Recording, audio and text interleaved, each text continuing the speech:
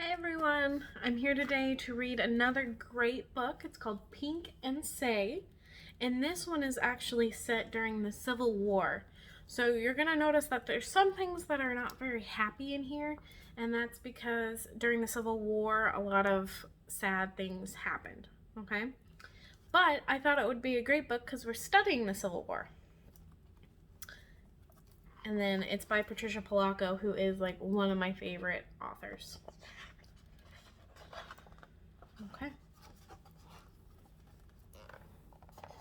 So I'll let you see the pictures. And this says, when Sheldon Russell Curtis told this story to his daughter, Rosa, she kept every word in her heart and was to retell it many times over in her long lifetime. Sheldon had been injured in a fierce battle and was left for dead in a muddy, blood-soaked pasture somewhere in Georgia. He was a mere lad of 15. He lay there for 2 days, by his reckoning, only to slip into unconsciousness and fever. He was rescued from this field by another lad who had also been separated from his company. I will tell it in his words, as nearly as I can. Okay, so it looks like he's going off to war.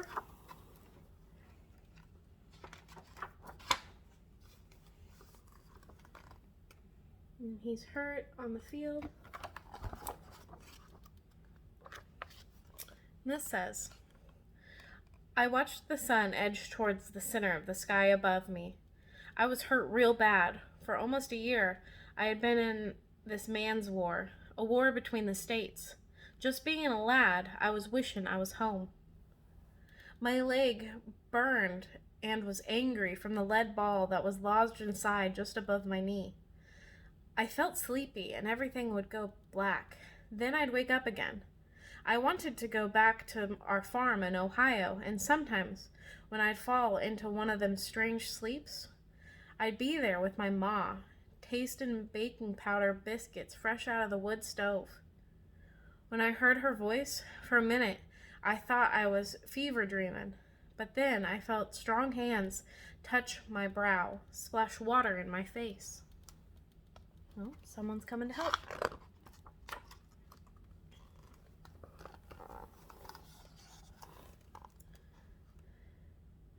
Being here, boy, means you gotta be dead, the voice said as he gave me a drink from his kit. Where you hit? 'Cause if it's a belly hit, I gotta leave you here, he said. I had never seen a man like him so close before. His skin was the color of polished mahogany. He was flying Union colors like me. My age, maybe. His voice was soothing, and his help was good. Hit in the leg, I told him. Not bad if it doesn't go green. Can you put weight on it? He asked as he pulled me to my feet. We gotta keep moving. If we stay in one spot, marauders will find us. They'll be riding, dragging, looking for wounded.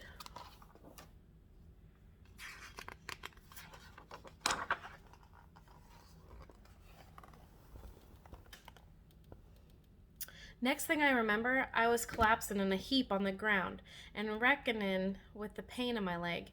Everything started to go black. Then I remember him pulling me up on his back. I heard him say, Lord have mercy, child. If you as bad off as I am, I'll tote ya. Can't rightly leave you here. I remember being pulled and carried and stumbling.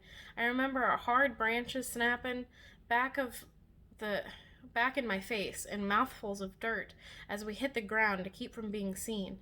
I remember slogging through streams, hauling up small bluffs, and belly crawling through dry fields.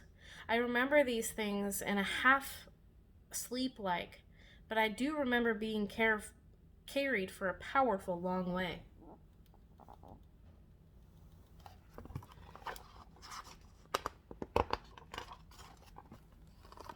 And here they are continuing their long journey. Kind of makes me wonder where they're going.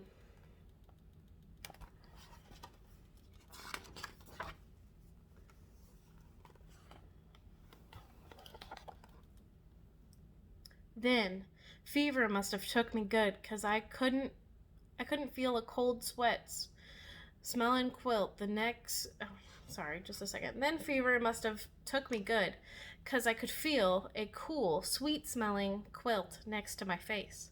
Soft, gentle, warm hands were stroking my head with a cool, wet rag cloth.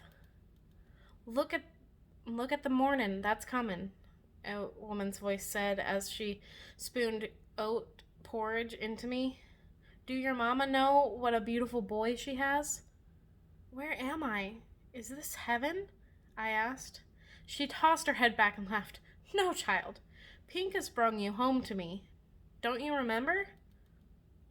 The mahogany child, I thought. Both you children been on the run for days, and a miracle of God Almighty brought you both here. Yes, indeed, child, a miracle. I remember thinking, could this war have been so close to this lad's home? I couldn't imagine having a war right in your backyard. I looked over and saw him looking out the window light. Guess you don't remember much, he said. I'm Pincus, Ailey. I fought with the 48th Colored. Found you after I got lost from my company. My name's Sheldon, I said. Sheldon Curtis, I say weakly. This is my mother. Sweet Momo Bay, he said as she smiled at me.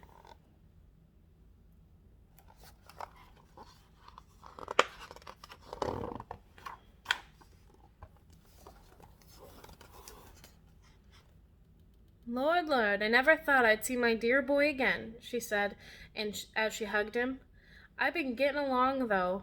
Pincus warm things got left in the big house when the family left. Dry goods, too. The rest I've been getting food from the woods. There's a freshwater spring. Still have some chickens, even an old cow out back that still gives. Then you've been here all alone? Pincus asked his mother. Where is everybody? Your daddy run off to fight a month ago. All the hands and their children run off out of harm's way, but I stayed. I prayed to the Lord every day. My prayers were surely answered, 'cause he brought my baby back here to stay, she said as her face beamed. You ain't never gotta leave your mama again, are you, child? She said softly. Pincus looked troubled and didn't answer. I'm going down to the stream to pound these cloths of yours, she said as she readied to leave.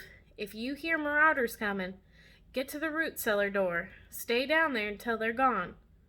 That's what I'd be doing. Marauders here? Pincus said with alarm. They've seen there's nothing here, child. Nothing.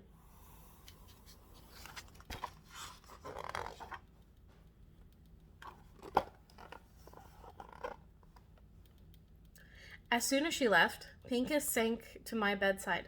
Sheldon boy, he whispered, as soon as you heal up, we gotta get away from here. We're putting Momo Bay in great danger by being here. If they come and find that she's holding troopers, his voice trailed off, we gotta get back to our outfits if we can find them. You mean back to war? I asked. I must have gone pale as he went to say, it's the only way, ain't it? He then looked at me. Sheldon, you all right? You look bothered, he said as he eased me back. You can call me Say, I said. Everybody in my family calls me Say, not Sheldon. I expect your family now. Near enough, Say, near enough, he said as he chuckled, chucked the blanket under my feet. You can call me Pink, he said softly as he smiled.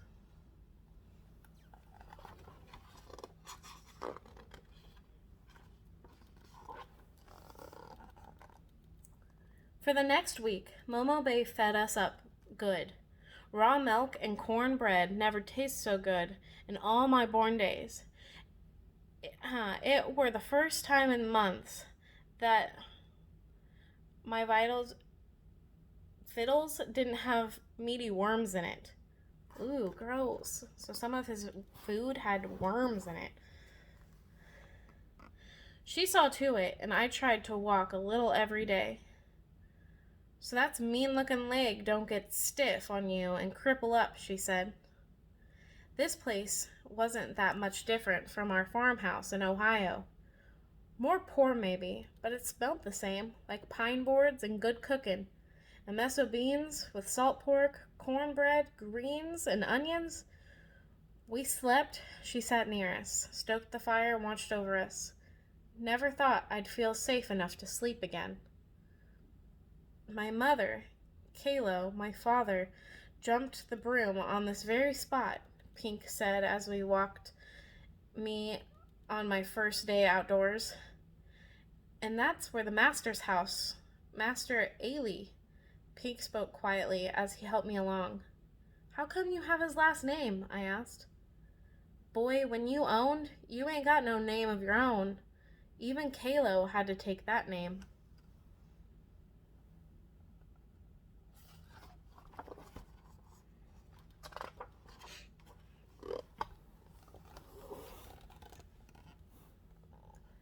As we rested under the willow tree, Pink asked me about my family back home. Got one brother still at home to help run the place for Pa, I answered. What was your outfit again? Pink asked. He'd asked me before. Ohio, 24th. I carried the staff. Wasn't supposed to carry a gun. But then so many died, even us boys had to carry, after so many were slaughtered like hogs. Least you got to carry. In the 48th, we couldn't have guns at first. We fought with sticks and hammers and sledges. Can you imagine not trusting us with our own fight? I couldn't imagine such a thing. Then, when they finally gave us our muskets, they were from the Mexican-American War. Those muskets jammed and misfired. Then how in God's name can you want to go back? I asked. 'Cause it's my fight, say. Ain't it yours too? If we don't fight, then who will? I had no answer for him, but God forgive me, I didn't want to ever go back.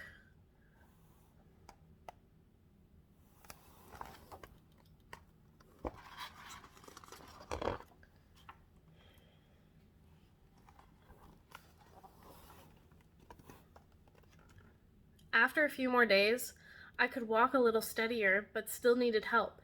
Pink took me out by the big house and walked me through it. Weren't much left of it, really. It was mostly burned out.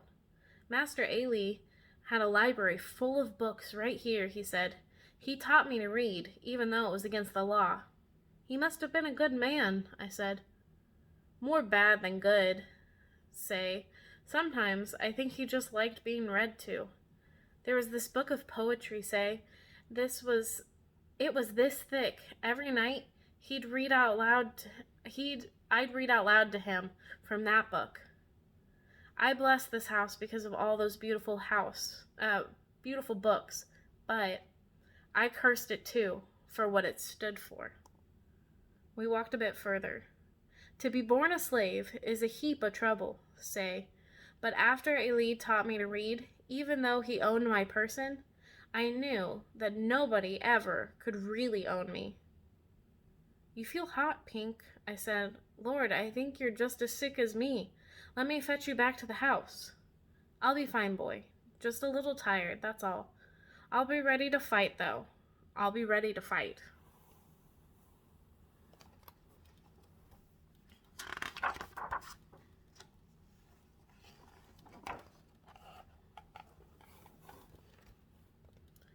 That night, after we ate, Momo Bay came back to the table with a worn old Bible. She was so happy.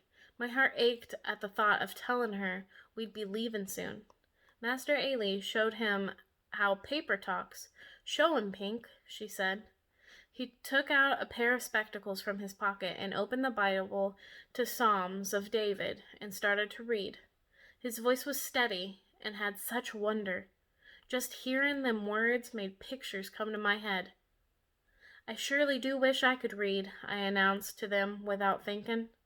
When Pink saw I was ashamed, he took my hand. I'll teach you, say. One day, I'll teach you. I could feel my face flushing up. Then I spoke. I'm done something important, I announced. Of course you have, child. Of course you have, his mother said. I touched Mr. Lincoln's hand. It were near Washington.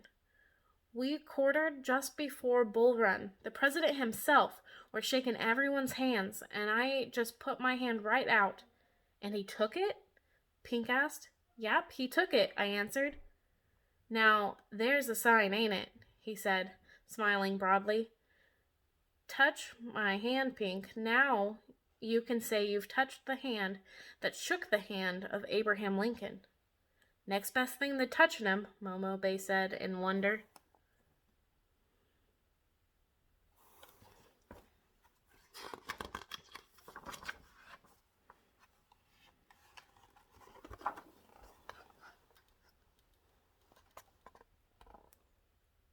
Most of the next day, Pink was studying an old map.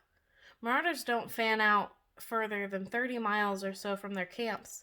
If they came here, then there must be units that are close. We gotta get south of the river. See Hearsay? That's where my troop was headed. We can meet up with them about here, I figured. Meet up with who? You ain't leaving. His mother's voice caught as soon as she came upon us. Now, my mother, you knew we couldn't stay here. You had to know that. He said. He tried to calm her. No, my babies, my dear babies, she cried. She was inconsolable for a time. Then she sat still, and I feared. Feared as she just listened. Mother, this war has to be won, or this sickness that has taken the land will never stop. Pink always called slavery the sickness. When we talked, we have to go. He knelt at her feet. By the look that came into her eyes, she'd known this day was coming. I could feel my breath catch. My chest was heavy. My hands were sweating, and I felt sick to my stomach. I knew that I had to tell Pink something. I just didn't know how.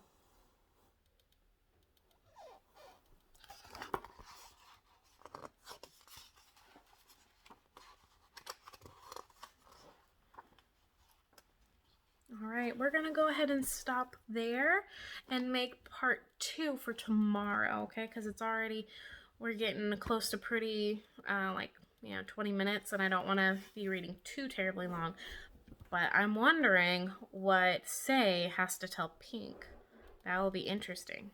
All right, see you guys later.